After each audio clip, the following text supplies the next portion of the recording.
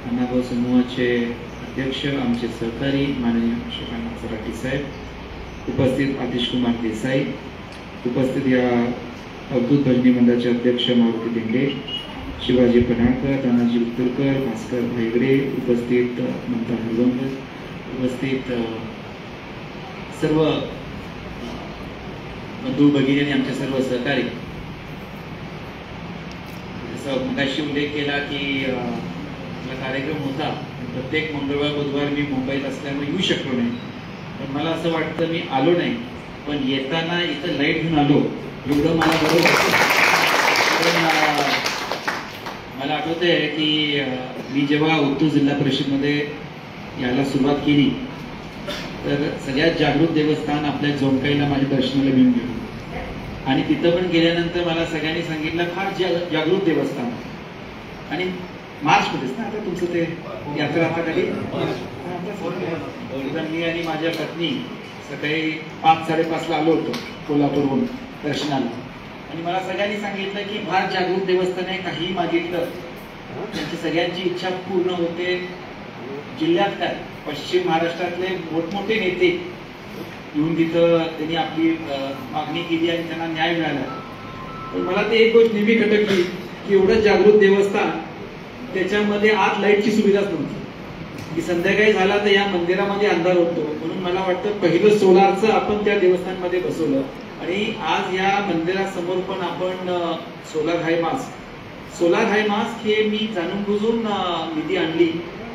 तर याच्या माध्यमातून अशा बऱ्याच जागा आहेत जिथं नवीन कॉलनी झाले, जिथं लाईट नाहीये आणि पुरुषांपेक्षा आमच्या माता भगिनींचं सगळ्यात मोठी गैरसोय होते की या अंधारामध्ये चालणं जाणं संध्याकाळच्या काळामध्ये प्रॉब्लेम होतो.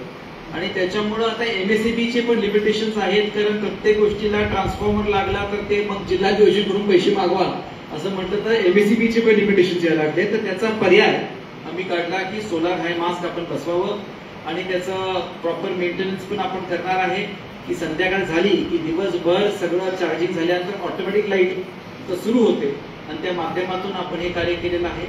उत्तूर गावासाठी जे काही सहकार्य लागेल ते आपण नेहमी करतो आणि प्रामुख्याने तुमचं जल जीवन मिशन असेल तर सुरुवातीला मला वाटतं उत्तूर गावाला जल जीवन मिशन अंतर्गत जे बजेट दिलं होतं ते फारच कमी होतं. किती होतं?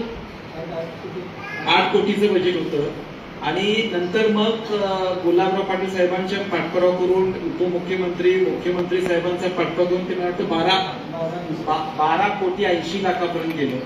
मला वाटतं सुरुवातीला 8 नव्हतं, 4-4.5 कोटीच होते आणि ते फारच कमी होतं. तेव्हा मी त्याच्या वाटत त्यांना तो जलजीवन मिशनच्या अंतर्गत आपण ती निधी आणली आणि तसंच आपण या परिसरामध्ये उत्तूरमध्ये जलजीवन असेल हे असेल टोटल आतापर्यंत या परिसरामध्ये 12 ते 13 कोटी रुपये आपण इथं निधीच्या माध्यमातून काम करायचं सहकार्य केलेलं आहे.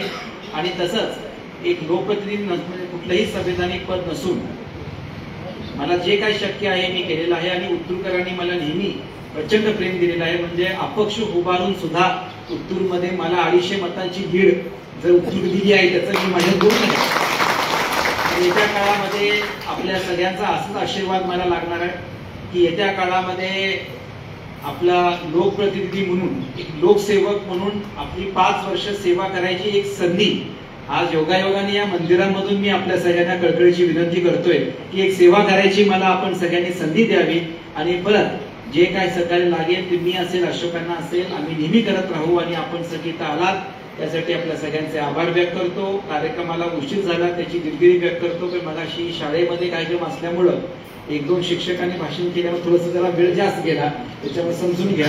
आणि त्यासाठी आपण सगळे इथं आलात त्यासाठी आपल्या सगळ्यांचं मी आणि अशोकांना आभार व्यक्त करून थांबतो. जय हिंद, जय महाराष्ट्र.